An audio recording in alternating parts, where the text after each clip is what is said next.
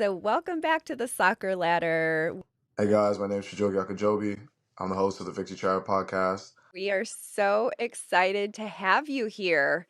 I'm not sure if you've watched any of our episodes, but one of the reason we started the Soccer Ladder was Liam's he plays for Red Bull Academy, and I just feel like there's so many like unknown questions about the journey. So I'm like, what better than to have people like you on and coaches and players and to like hear and get the scoop firsthand and share it with everyone. So that's kind of why we started it. And we're so happy to have you on. Thank you, appreciate it. Yeah, it's good. When you're Liam's age, it's like, the best. I think that's like the child prime. I call it like a child prime. And they need to like soak up as much information as they can and like get as much like good logical like ideas about the game so that when they get into like high school and college, they're not trying to figure stuff out. They kind of have an identity. So it's good. Okay. Tell us about your soccer journey. Wow. I could go for days, but I'll go quick with this one. Well, I was young when I started playing soccer, and I grew up I was born in DC, so I grew up in the East Coast. I was born in DC, lived in Virginia, Maryland. My cousin's actually a Gucci Onyewu who's the vice president of U.S. Soccer. So like I didn't know yeah, yeah. I didn't know him when I was younger, but I found out when I got older. So now we're cool and we talk and stuff. He's a good dude, really good guy. And so I moved around a lot as a kid. So I lived in Washington. Obviously, I moved to Texas at one point. I think when I went to Washington was like the first time I remember playing. Like my parents, who were very Nigerian, very like traditional Nigerian parents, they kind of don't really they don't pay attention too much to the younger kid. They pay attention to the older one. My brother's older than me, so they signed him up for soccer when he was like 9, I was like 7, and they forgot to sign me up. So what my parents did was they just went up to my brother's coach and were like, "Hey, can he play with you?" And I was like super small, super skinny, like I probably weighed like 30 pounds. But I mean, I could run at least. And the coach was like, "Hey, isn't he too small?" My parents were like, "Oh no, he's fine. Like, just throw him out there." I'm wearing like this big jersey because the jerseys are bigger because I'm playing up a few years up and the jerseys are just huge. So I'm like, okay, cool. And I just remember the feeling of like going out there and I was crying and stuff because my parents didn't sign me up for soccer, you know. But I think I also had that like kid scare of like, oh, I'm playing with older people and I just learned early like playing up like that helped me a lot. Like just my mentality and like if I could do it with these guys, then I felt like I could do it with anybody. So I just kept playing.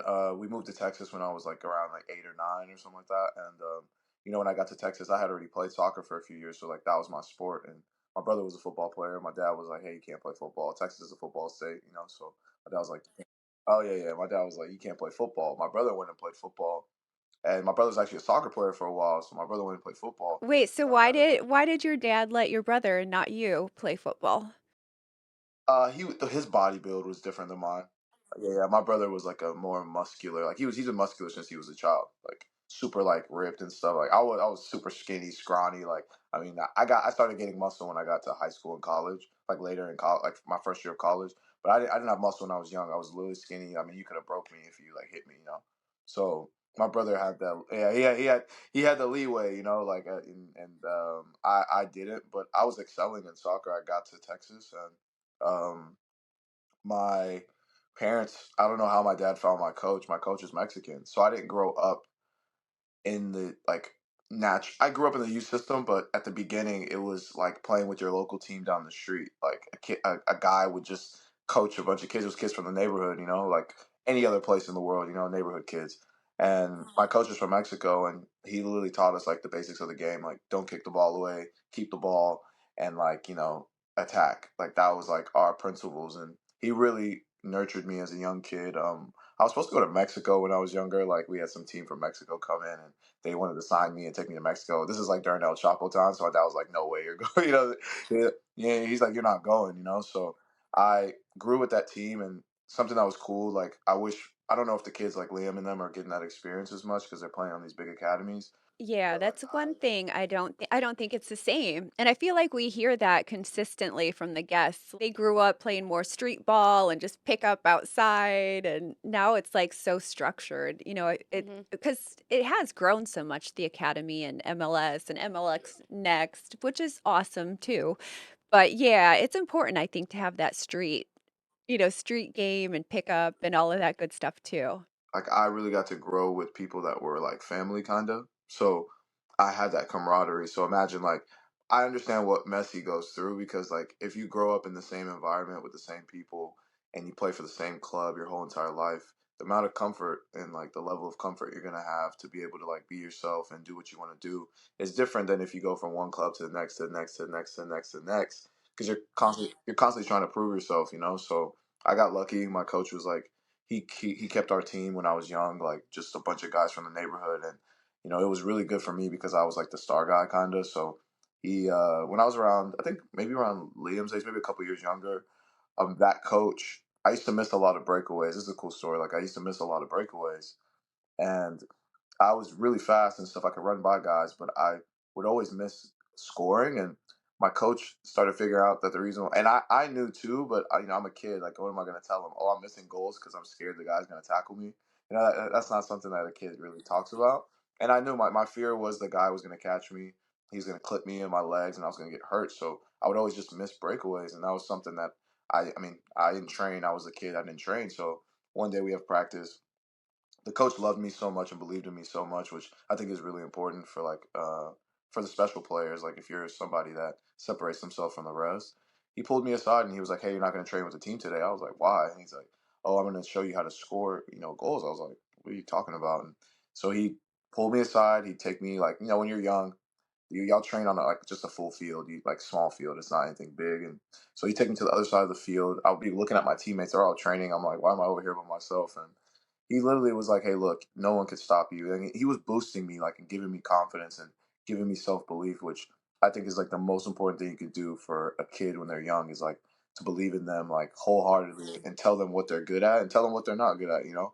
And he did that for me, and he had me like do breakaways. Had one of my teammates chase me, and he was like, "Don't worry about it. No one can catch you." And when that got into my head, I never missed another goal. I think the next season I scored like 40 goals or something like that. Wow. Wow. Yeah, yeah, it was like something crazy, and it was just my confidence was like really high, and like my self belief. I like he really boosted my confidence and boosted my like self belief, and I think that made the difference, like in how I was playing. So I think that was something that really, really, really, really made a huge difference.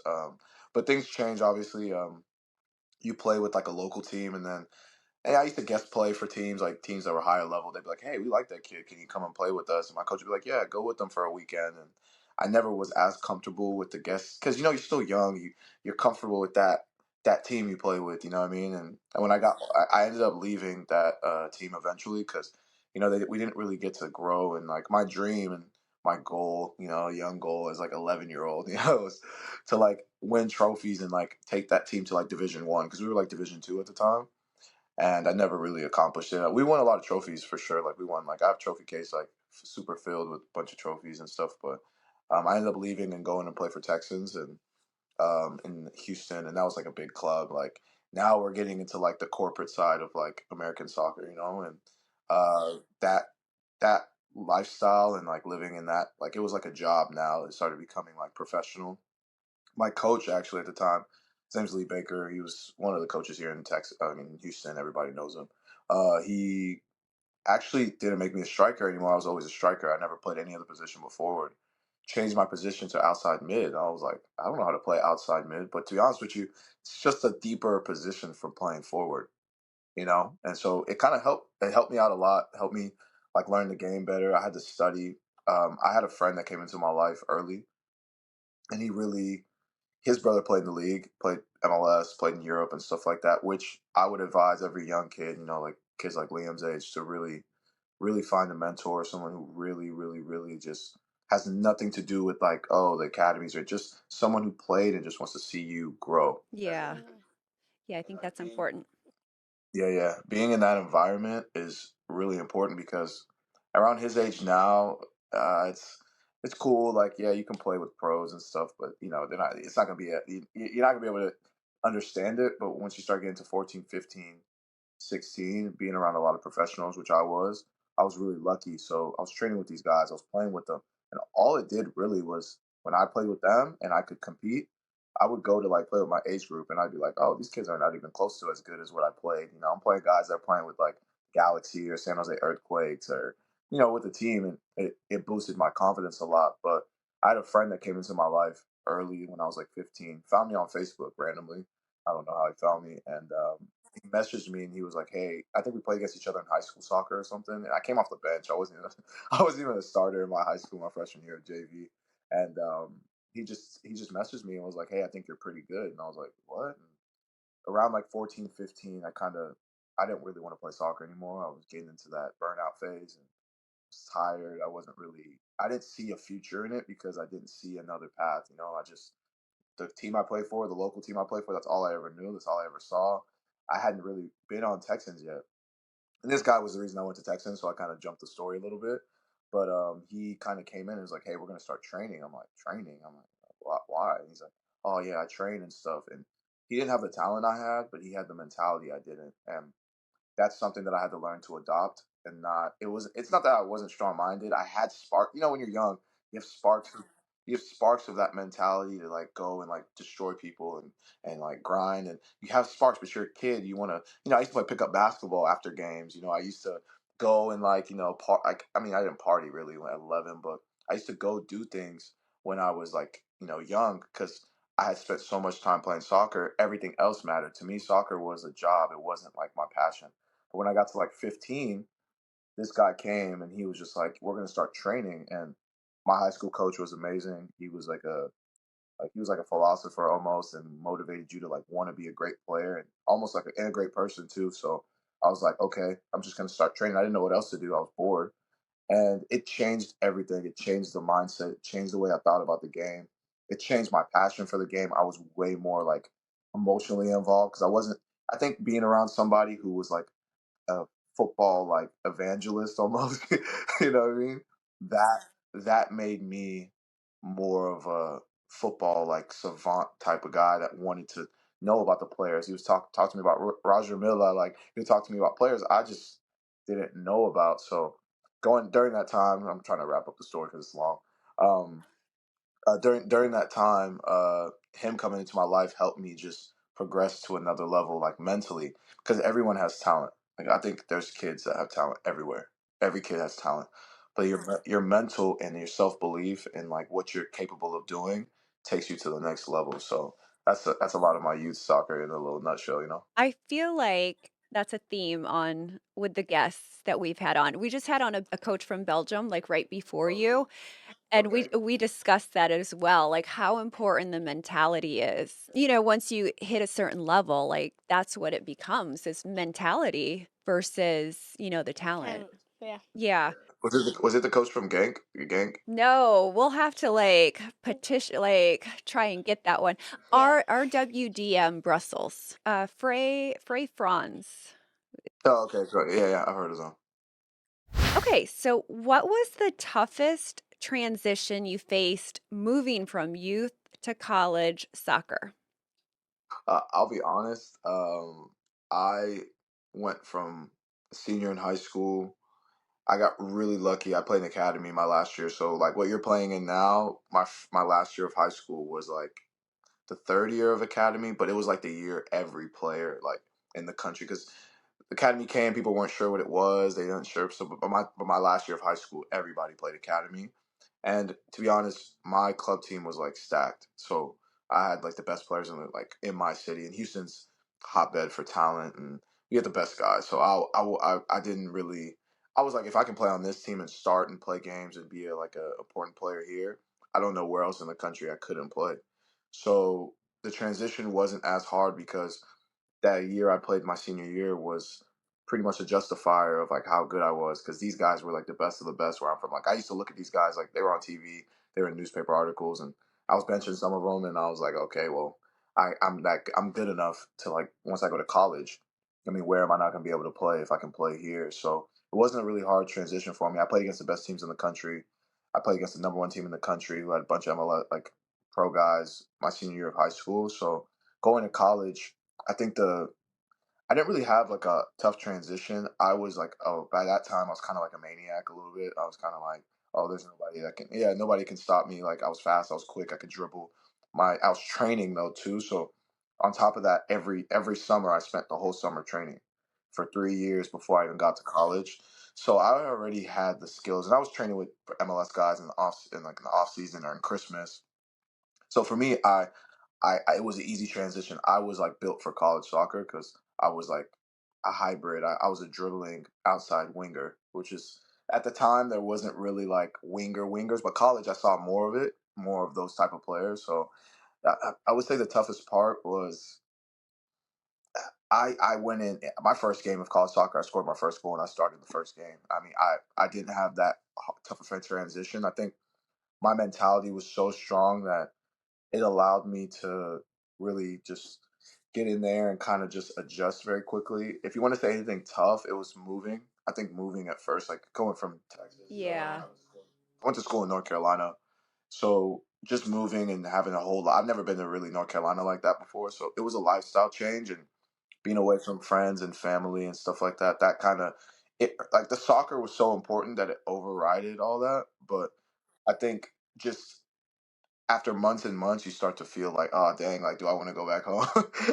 So that's something that I kind of felt like the moving and stuff like that. But outside of that, everything was great. What differences do you see between youth development in the US versus other countries you've observed or played in? Well, I played in Denmark, so I played at a time. Yeah, I played at a time when you know Denmark was kind of transitioning into like kind of where they are now, where they're kind of more of a mainstay country. Like I mean, they did really well in the World Cup and the Euros back in the day. But toward the time I was there, it was like Christian Eriksen and like all these guys. So they were kind of transitioning into this new era where they had like fast attacking players, and they weren't like that when I was there. They were kind of just a passy country that just passes the ball. Now they're becoming more athletic. I would say the U.S. has a lot of talent that probably never gets to the level that they want, like never gets to like be seen because there's just too much of the politics and stuff. But I think the U.S. doesn't do a good job of getting kids at their like they get a lot of kids who are good, but they don't get a lot of kids who can be great. That makes sense. So the kid's already like 14. He's amazing. Like, oh my God, this 14-year-old's great. But if you really look at his mechanics, you really look at his like potential, can he grow into like an outstanding player as the years go on? Because it's really about development. It's not about where you are at 15. Can you develop as a grown man into like or a grown woman into like a elite player? You know what I'm saying? And those are all intangibles like speed, skill, mentality. That's huge because you could have a great mentality and not have any skill, and you still won't reach the top. But if you have great skill, great mentality, and like you have some type of work ethic, I've seen that about like young kids. Like they train hard, but they don't really, and there's not a culture in America there's not an environment. I talked to Jeff Cameron. He played for the U.S. men's national team, and and Jeff is like trying to create an environment for guys that are trying to go to the league where they feel like they can grow as an individual and go and try to play at the next level. Europe has a culture and an environment. So you're in like Denmark, I had a kid when I was playing, and he was playing with us. He was 15. I think his name was Nico. I forgot his name or something like that. Such a nice kid. He was like 6'2". It's like, you're kind of big for a 15-year-old. And he's like, yeah. And he straight up told me, I was like, what are you doing here? Like, why are you playing with us? We're like grown men. And he's like, oh, I'm already signed to the first team. I'm going to be a pro next year. I have a Nike deal. Everything's already set up for me. When the way he said it to me was like with so much confidence, I'm like, You're like, let me see what I have over here. I'm like, oh, okay. And he's like, yeah, I'm on the national team for Denmark. Like, he had everything. He's like, I was like, why are you saying all this to me? Like, with so much confidence. And he was like, to be honest with you, European football, everything's kind of planned out for you. You just step in because they already know what you're capable of.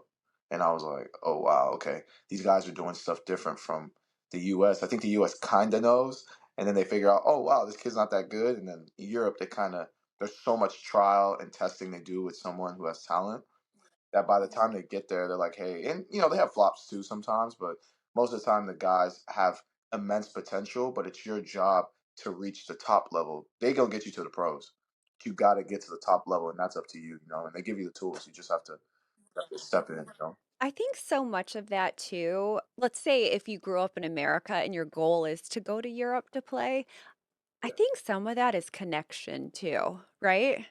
Yeah, yeah, for sure. But like in Europe, they don't really like American players. I'll be honest. Like, it's not really like they're not like, oh my god, we got this American player. Like, if they sign a player from America, it's They're definitely a like connection. But legit. well, it's definitely a connection, but the Europeans have everything they need. They want an American. It's probably because they need. There's something that they're missing that they just can't get like over there, which is very rare. But then also just the American market and like you know the way we love like football in the sense over here. They're trying to branch out. That's what's been going on the last few years. Just branching out and getting American players to play and putting eyeballs on like certain of these teams. Some of it they see it as marketing too. Like, oh, he's an American player. He plays on the national team.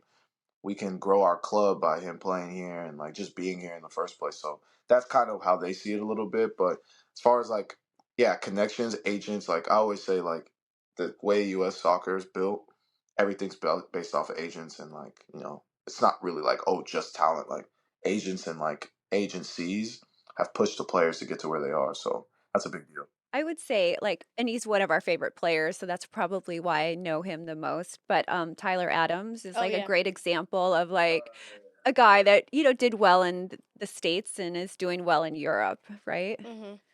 Yeah, he's a great great mentality. Tell us about your podcast, the Victory Chatter podcast. I started Victory Chatter in my head, probably like a year before I actually went out and did it. I was living in LA, obviously, or I'm in LA, and I was like, hey, I was watching a lot of podcasts and they were kind of giving me like inspiration to like, you know, I already knew all the players, like all the guys I'm friends with are players, former players, current players. I was like, oh, this would be easy for me. Like, I already know the guys, just get them on camera and let's do it. And my first guest was Kellyn Acosta. Shout out to Kellyn. Kellyn's like my guy. Yeah, he's good people. I was like my very first guest, which was sick. He just came out from the World Cup. So I was like my first guest, like, you know, and he was in the league. It was pretty cool. And I was just inspired by like, you know, the fact that, you know, I'm super big on like obviously you hear me talk kind of I'm big on mentality because I've seen that be the difference maker between a good player and a great player. And I want to understand why people are the way they are, especially athletes. Like, why are you? Well, first off, how did you get here? Who was in your life? Your family help you like a lot in the ups and downs. Like, how are you the player you are today because of like all your experiences? And that's important to me to understand the build of an individual and the build of a player. And I think that's one of the things that I've learned the most is just being able to understand the core of somebody and who they are and try to help them like well not help them like personally but like try to understand how I can help other people through their journey. For sure. Yeah, oh, Mhm. yeah, Yeah, definitely. them having that mentality or that person in their life or you know maybe they had that opportunity that maybe wouldn't have happened or did happen. These are all things that we can learn from and I thought it would be a great chance to like start something. So we've had great people like I've had people from all spheres, like mostly soccer, but I've had like actors. I've had you know people from the Paralympics. Like I've had different people on, and it's good. Yeah, it's good to keep it soccer based, but to venture out into other stuff so I can hear the stories of those who you know are just being great, you know, and like doing great things. So that's kind of how I started it out. I love Mhm. it. We have to take a listen. Yeah, definitely, definitely. I mean, what you're saying, it is so important to hear the people that made it and to hear their backstory and why they made it. It's so important for all these like young kids. One that sticks out to me, we had Michael Bradley on. Oh, cool. You can tell one of the reasons like he made it is he was so just focused on soccer. Yes. Like he loved it from such a young age, but then like his story was so different because he was so focused on like sleep, nutrition, recovery, like taking care of your body. Like it was like a 24/7 thing for him. A cycle. That one just stood out to me. Like Mhm. he was so big Yeah. on that. So it's cool to hear like the importance to everyone that made it. Yeah. A lot of the ex pros, like the older guys, if you had a good relationship with them and they you know, I honestly think it's better to be closer with a guy who's not that talented, as talented as another guy, because Michael Bradley wasn't like the biggest talent in the world, but his mentality was so good and so great for maybe a guy like me who is talented. Like I was built for to be a footballer but my lifestyle, because I wasn't like I wasn't like partying or anything like that, but I didn't have a professional lifestyle till I got to like 20.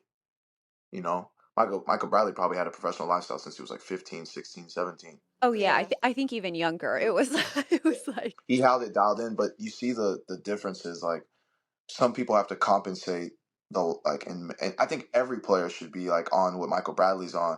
But some guys are so talented that they don't even need it. But imagine what they could be if they did what Michael Bradley was doing. right? Yeah. Yeah.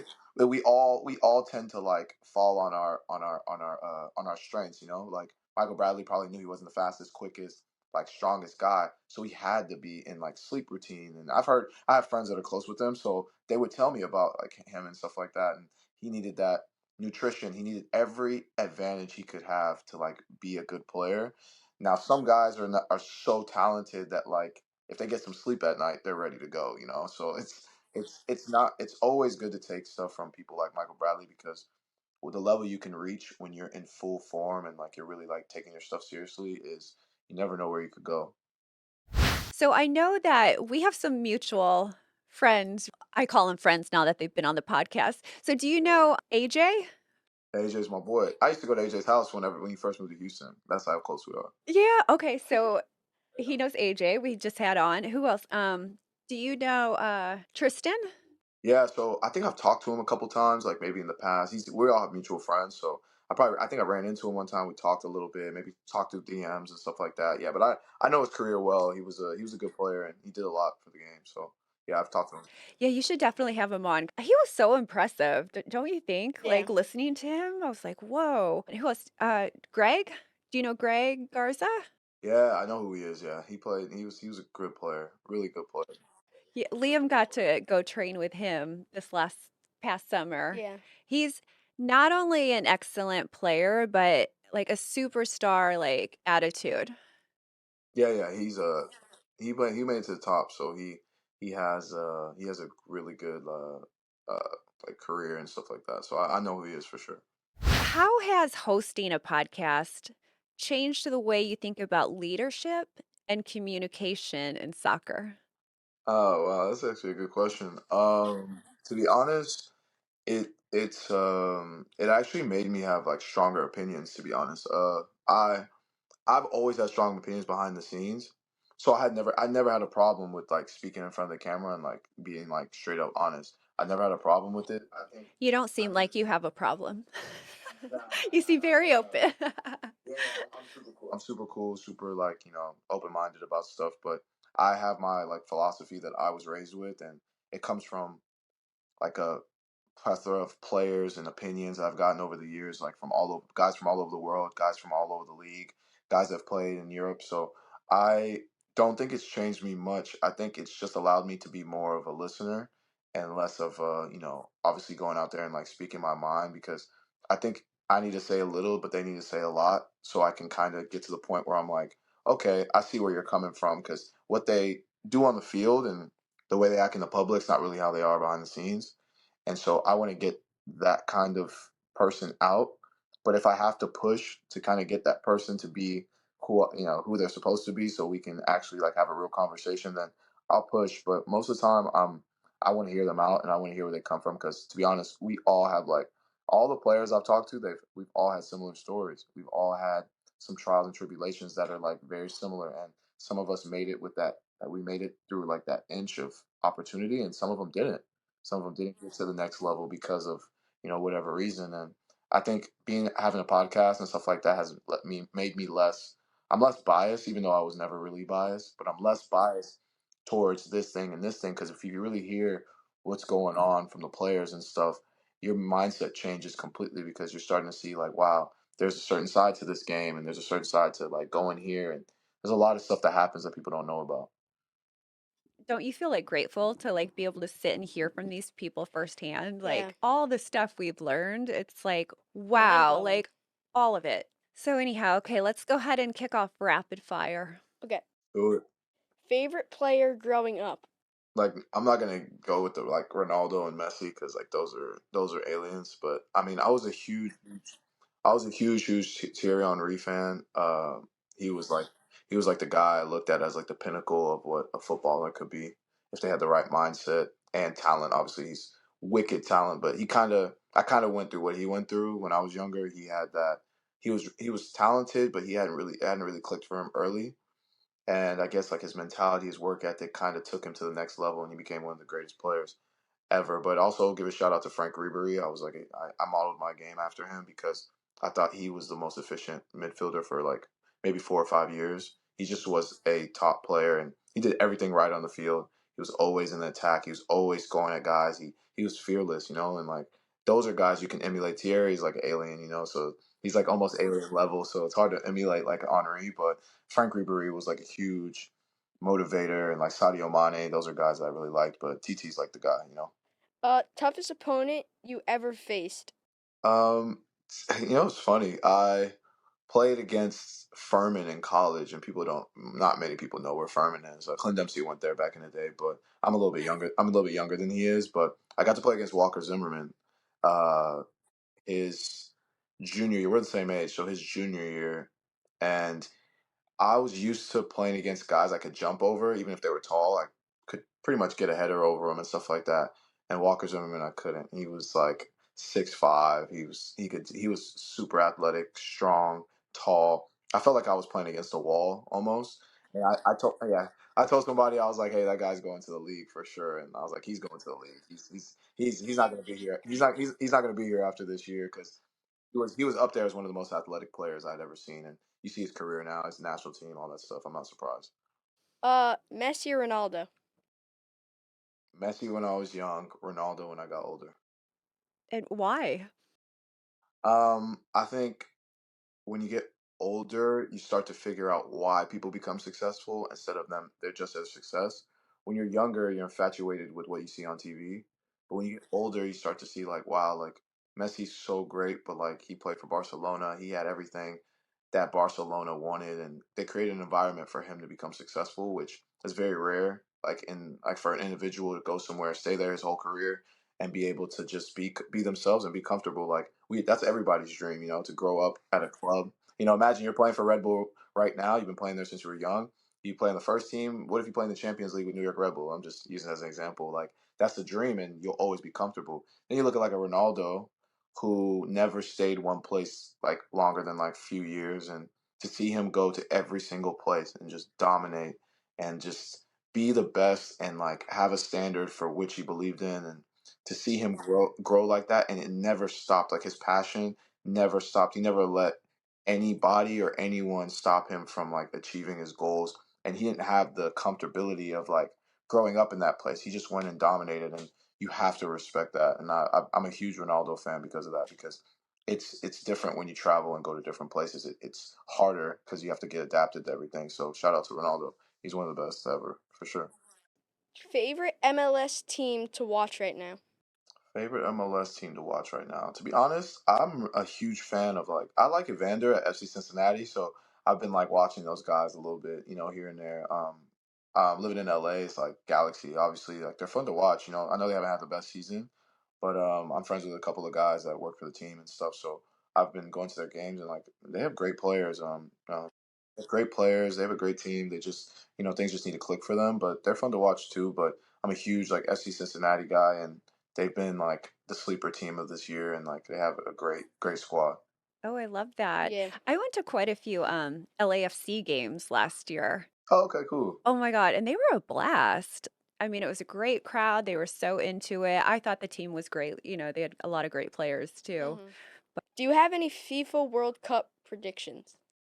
Oh wow. I mean, I've been watching the national teams a little bit. To be honest with you, like I don't know what's going on in France, but they're on some like every guy. I mean, they've had 3 generations of just like every player's top. The talent coming out of there is like unreal. We always think they're gonna win it, Like we always think they're gonna be the guys. They won it with Mbappe when he was young. They were just at the cusp of like the last World Cup in 2022. They've just been such a mainstay in football the last like decade, and just I don't know. They have the talent. I don't know if they can win it, but they have the talent. The Dutch have it. Germany, if they can sneak in there, they have the talent. I mean, those three teams are, to me, it's scary what they could do. Watch out for the Dutch though. They're scary. Like they have some of the top players in the world right now, and they're dangerous. Yeah, yeah, we're Mhm. like learning that as since we traveled over to that area, we didn't realize the talent level. It's like Yeah. almost underrated. Unreal. These small countries have some of the best players. But it's that's how it's supposed to be. It's like the mentality comes from like not having it, and then you strive to have it. So people need you can adopt it though. You don't have to be like a poor kid from a poor neighborhood. You can have that mentality, but you have to believe that you want it just as bad as those kids do. So that's really how it goes.